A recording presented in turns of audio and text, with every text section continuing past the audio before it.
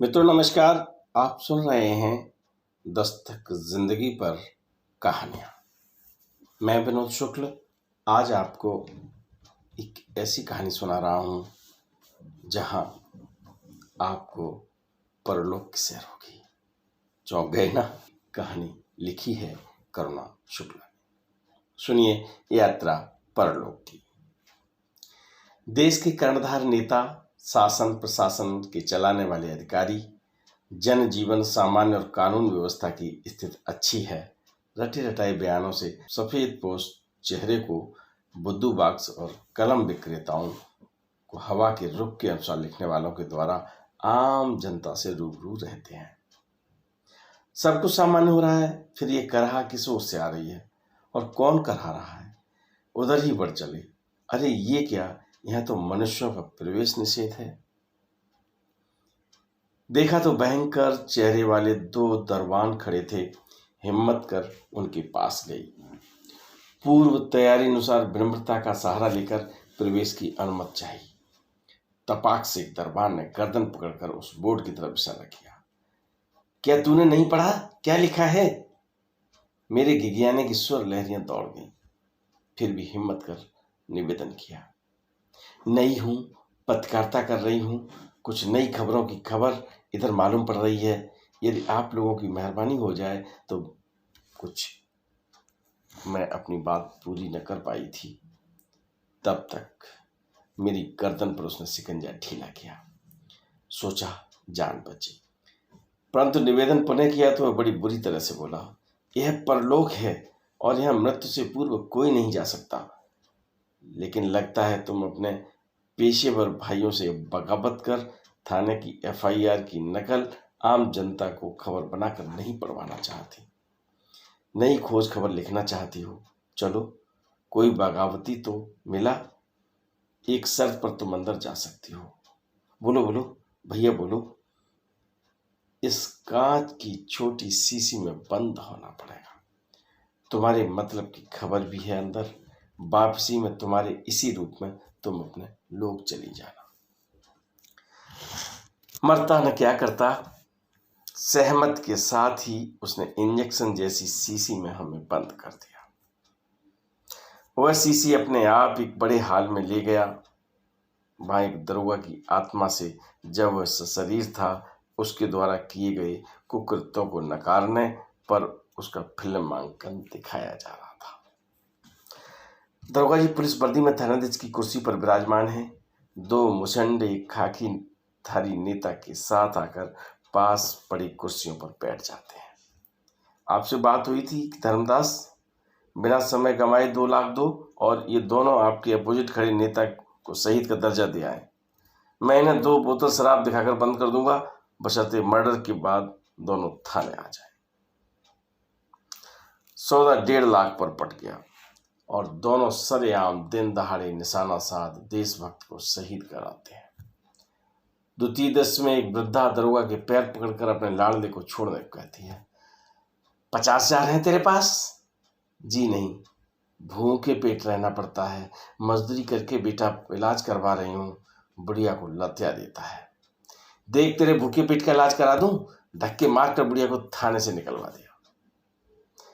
फिर अखबार की बैनर न्यूज सचित्र प्रकाशित दिखाई दे रही है, जिसमें उस वृद्धा के हृदय के टुकड़े को कुख्यात अपराधी रमिया मारा गया पुलिस मुठभेड़ में। तृतीय दृश्य में एक अबला अपने ऊपर ढाई चीर हरण की रिपोर्ट लिखाने का निवेदन करती हुई दिखाई पड़ती है। सांत्वना देकर अपने थाना परिसर में बने निवास में ले जाता है और उसके साथ वही करता है जिसकी रिपोर्ट लिखाने आई थी। कमरे से निकलते फूटती हुंकार सुनाई देती है। दरोगा के बच्चे, तेरी शिकायत ऊपर करूंगी। फिर क्या, दरोगा के सिपाही राधे और बालक उस पर टूट पड़े। उसी कमरे में कई दिनों तक उसकी अस्मिता को उधेड़ा बना जाता रहा। बम्बा की खाई में एक लावारिस लाश मिलती है। दरोगा लाश का पंचनामा ऐसे भर रहा जैसे पहचानता ही नहीं। थाना परिसर में उसकी हत्या और लाश लावारिस। अगले दृश्य में जहरीली शराब को बनाकर पिलाने वाला अभियुक्त पकड़कर सिपाही लाते हैं। दरोगा उसको लठियां से पीटता है। तभी क्षेत्र का विधायक आता है। चाय, नाश्ता और छोटा एक ब्रीफकेस। 38 आदमियों की लाश से गुजरता अभियुक्त दरोगा से हाथ मिलाकर पक्की दोस्ती का दस्तूर निभाता देखता है। अनाथों के आश्रम में सेवा की नारे लगाते संचालिका के द्वारा दिन का नारी निकेतन, रात्र में हवस का कोठा, जहां नृत्य शिक्षा का नाम देकर जहर खोला जा रहा है, जिसकी 15,000 रुपये महीनेदारी उसे मिलती दिखाई पड़ रही है। दरोगा के अतिथि की सेवा में कोठा संचालिका ने अनेक दृश्य उभरते हैं। चरस, गांजा, इसमें हत्यारों से हुई इज्जतदारों की इज्जत, क्षण में सड़क पर नीलाम करता दरोगा अब चुप था। देश सेवा की कसम खाकर भारत मां पर जुल्म ढाने वाला नेताओं के आगे दुम हिलाना, संविधान को लागू करवाने की ओट में न जाने कितने निरीह लोगों की जिंदगियों में जहर भरने वाला दरोगा कांप रहा था, सोच रहा था, काश यहां भी रिश्वत दे के बच जाता। मृतलोक में अनेकों बार रिश्वत लेते पकड़ा गया और उन सबको रिश्वत देकर छूट गया था। रिश्ते नातों की खून करते कभी भी अपने जमीर को उभरने नहीं दिया। पुण्य के खाते में शुरुआत करने की फुर्सत नहीं मिली। दहेज की खातिर अपनी पुत्र वधू को जलाने में उसके हाथ नहीं कांपे।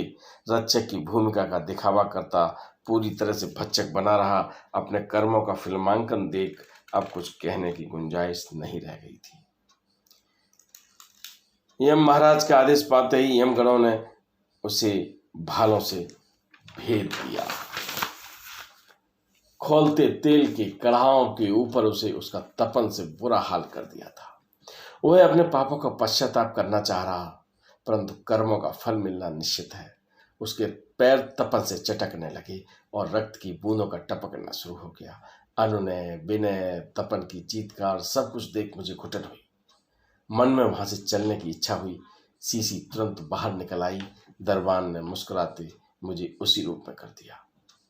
अब मैं जल्दी से वहां खिसकना चाहती थी, परंतु दरबान ने हाथ पकड़ लिया। कहा, जो सत्य तुमने देखा है उसे अपने अखबार में नहीं छापना।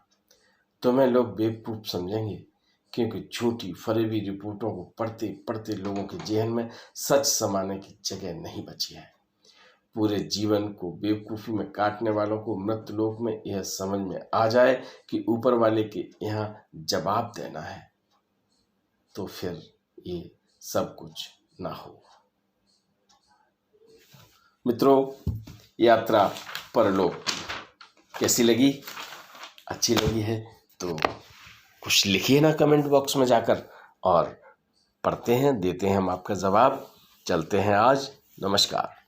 वीडियो पसंद आए तो लाइक कीजिए, शेयर कीजिए, सब्सक्राइब बटन पर क्लिक करके चैनल को सब्सक्राइब करें और बेल आइकन दबाना बिल्कुल ना भूलें, ताकि हमारे अपडेट वीडियो